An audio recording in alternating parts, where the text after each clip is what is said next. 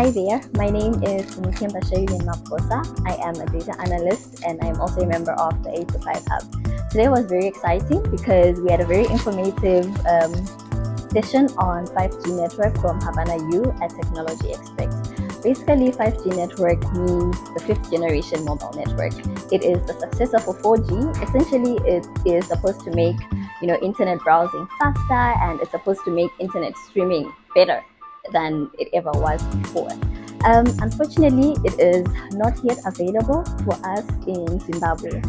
And what does that mean for me as a person in technology? Do I need it? Do I even want it? Or am I good with 4G? So as a person in technology, particularly in data science, machine learning, and AI, definitely 5G would bring in a lot of advantages, because you'd find that it would usher in a lot of use in more of emerging technologies, AR, VR, and particularly IoT, especially for Zimbabwe.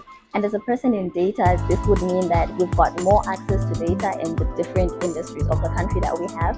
So I would definitely be advocating for the adoption of 5G network for Zimbabwe, particularly for people in tech.